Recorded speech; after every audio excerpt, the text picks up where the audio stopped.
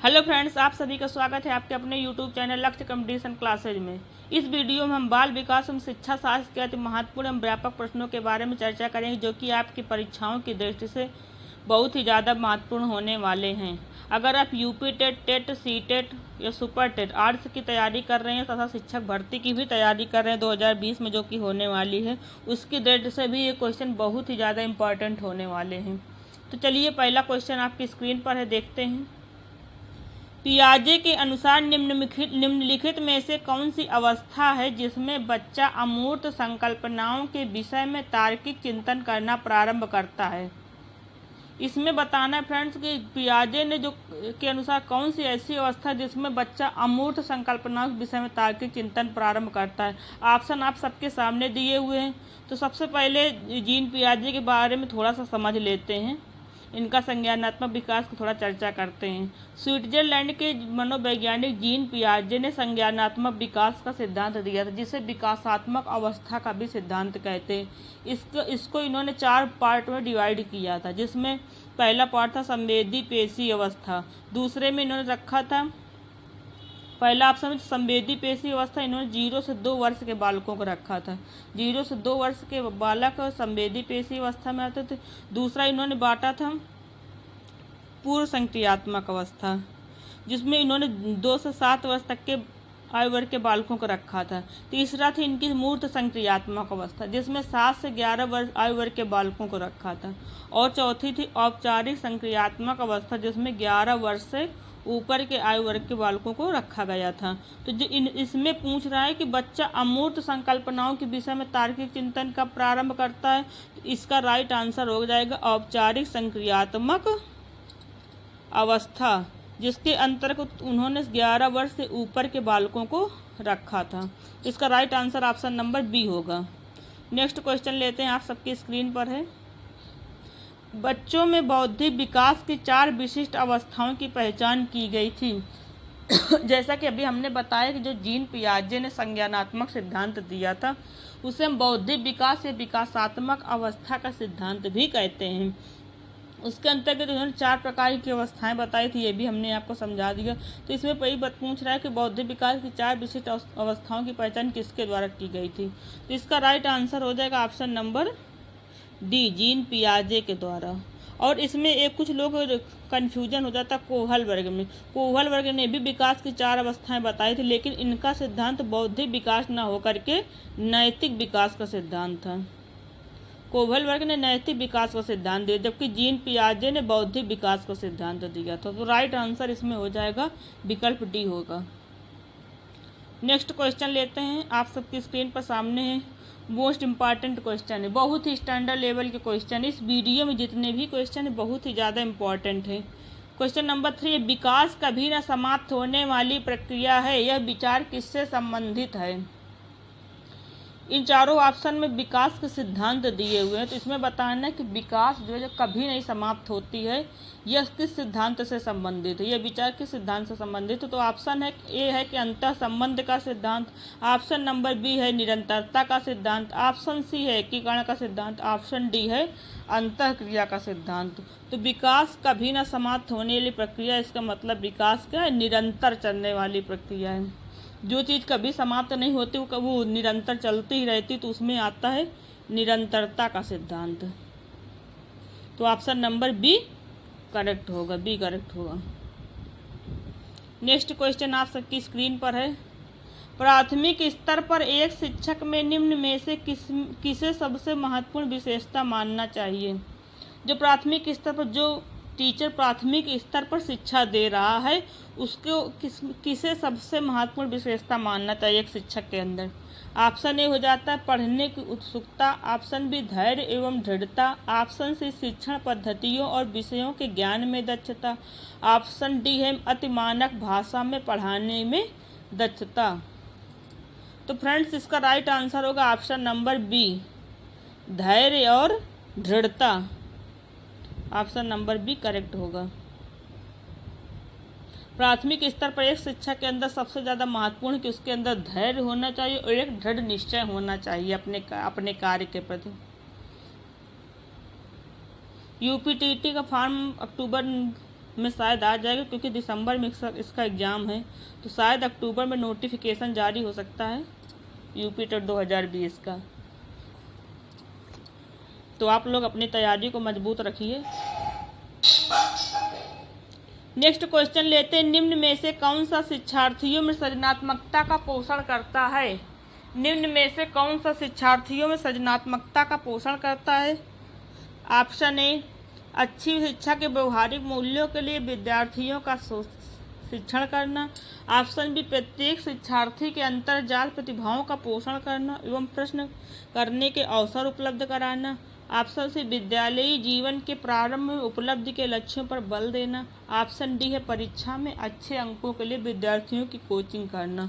तो फ्रेंड्स, इसका right answer हो जाएगा ऑप्शन नंबर बी, प्रत्येक शिक्षार्थी के अंतर्जाल प्रतिभाओं का पोषण करना एवं प्रश्न करने के अवसर उपलब्ध कराना। तो ऑप्शन नंबर बी करेक्ट होगा। नेक्स्ट क्वेश्चन कौन सा है? क्वेश्चन नंबर 6 देख लेते हैं। ये सीटेट लेवल का क्वेश्चन है, सीटेट लेवल का। पिछला क्वेश्चन भी सीटेट लेवल का ही था, ये भी सीटेट लेवल का ही है। टेट में ऐसे क्वेश्चन कम आते हैं, तो मोस्ट इम्पॉर्टेंट है आपके एग्ज़ाम के लिए। सीटेट का एग्ज़ाम भी बहुत ही नज़दीक है। वह अवस्था जब बच्चा तार्किक रूप से वस्तुओं और घटनाओं के विषय में चिंतन प्रारंभ करता है। वह अवस्था जब बच्चा तार्किक रूप से वस्तुओं और घटनाओं के विषय में चिंतन प्रारंभ करता है। तो इसका ऑप्शन दिए हुए आपके सबके सामने 4 अवस्थाएं बताई गई, वही जीन पियाजे के सिद्धांत से ये संबंधित है। तो इसमें बताना है कि तार्किक रूप से बच्चा सोचना कब प्रारंभ करता है। तो इसका राइट आंसर होगा ऑप्शन नंबर डी, मूर्त संक्रियात्मक अवस्था में। मूर्त संक्रियात्मक अवस्था में बच्चा तार्किक रूप से वस्तुओं घटनाओं के विषय में क्या करता है? चिंतन प्रारंभ करता है। तो ऑप्शन डी इसका करेक्ट होगा। क्वेश्चन नंबर 7 देखते हैं, निम्नलिखित में से किस अवस्था में बच्चे अपने समवयस्क समूह के सक्रिय सदस्य हो जाते हैं? निम्नलिखित में से किस अवस्था में बच्चे अपने समवयस्क समूह के सक्रिय सदस्य हो जाते हैं? तो इसका राइट आंसर होगा फ्रेंड्स किशोरावस्था में। किशोरावस्था में बच्चे अपने समवयस्क समूह में ज़्यादा सक्रिय रहते हैं। जैसा कि कहा गया कि किशोरावस्था तनाव, संघर्ष एवं तूफान की अवस्था है। ये किसका कथन? ये भी क्वेश्चन आता है बहुत ज़्यादा। किशोरावस्था संघर्ष, तनाव एवं तूफान की अवस्था है। तो ये कथन हो जाता है स्टेनले हाल का कथन है। ये आप लोग थोड़ा सा माइंड में रखिएगा इसको। इसमें राइट आंसर होगा ऑप्शन नंबर ए, किशोरावस्था। नेक्स्ट क्वेश्चन की तरफ बढ़ते हैं आगे। ये जितने भी क्वेश्चन यकीन मानिए सब एग्जाम में आए हुए हैं और आपकी परीक्षा में 100% ऐसे ही क्वेश्चन आएंगे। हो सकता है इस वीडियो से भी 4-5 क्वेश्चन आ ही जाएं आपके एग्जाम में। बच्चों के संज्ञानात्मक विकास को सबसे अच्छे तरीके से कहाँ परिभाषित किया जा सकता है? इसमें 4 ऑप्शन दिए, इसमें दे दिया पूछ रहा है कि जो संज्ञानात्मक बच्चे का विकास होता है, जिसका जो सिद्धांत जीन पियाजे का है उसी से संबंधित है, कि इसमें जो 4 ऑप्शन है इसमें सबसे ज़्यादा संज्ञानात्मक विकास कहाँ होगा? तो इसका राइट आंसर हो जाएगा विद्यालय एवं कक्षा में। ऑप्शन नंबर बी, विकल्प बी करेक्ट होगा।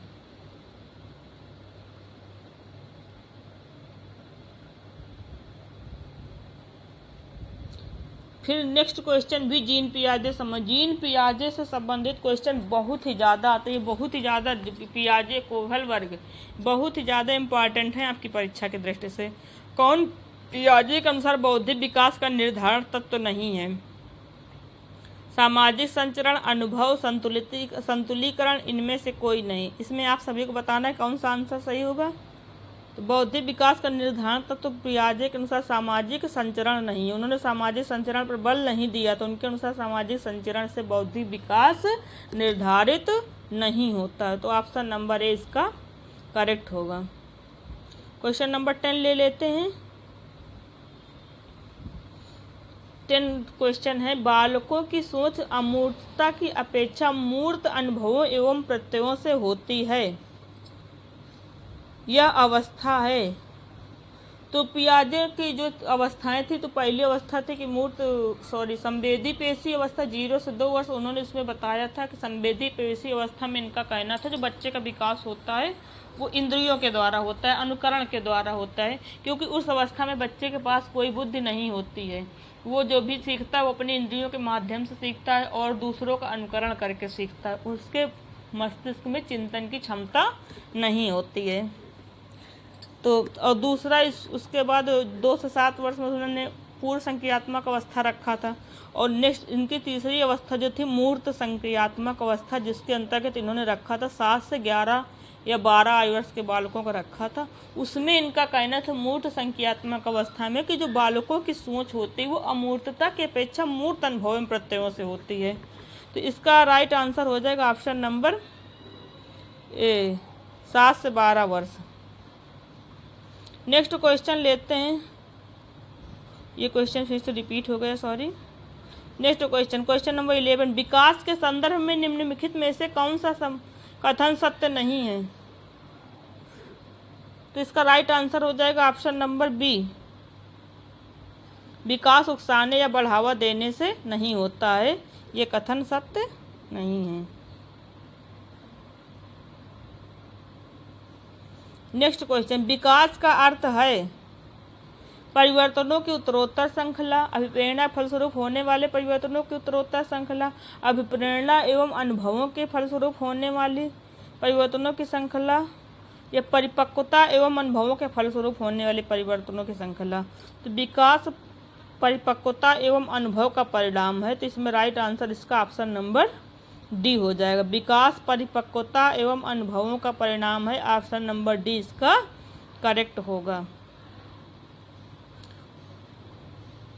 ये क्वेश्चन फिर से रिपीट हो गया। 13 क्वेश्चन लेते हैं।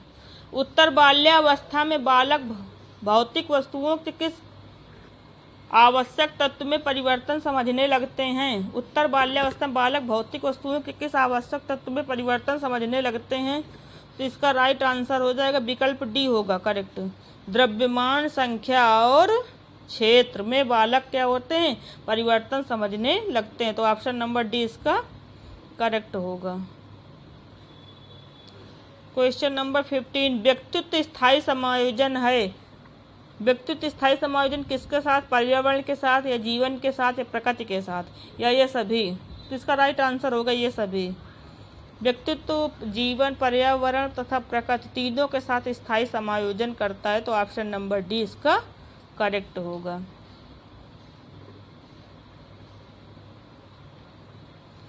सिक्सटीन क्वेश्चन लेते हैं। मोस्ट इम्पॉर्टेंट क्वेश्चन अगर इससे क्वेश्चन ये आ सकता है और शायद एक दो बार एग्जाम में आया हुआ भी है। क्वेश्चन नंबर 16, दूसरे वर्ष में अंत तक शिशु का शब्द भंडार हो जाता है। ऑप्शन ए 100 शब्द, ऑप्शन बी 60 शब्द, ऑप्शन सी 50 शब्द, ऑप्शन डी 10 शब्द। तो दूसरे वर्ष के अंत में शिशु का शब्द भंडार हो जाता है 100 शब्द का। लगभग 100 शब्द दूसरे वर्ष के अंत में शिशु बोलने लगता है। क्वेश्चन नंबर 17, शर्म तथा गर्व जैसी भावना का विकास किस अवस्था में होता है? शर्म तथा गर्व जैसी भावना का विकास। तो इसका राइट आंसर हो जाएगा बाल्यावस्था में। बाल्यावस्था में शर्म तथा गर्व जैसी भावनाएं आती हैं। तो इसका राइट आंसर हो जाएगा विकल्प बी।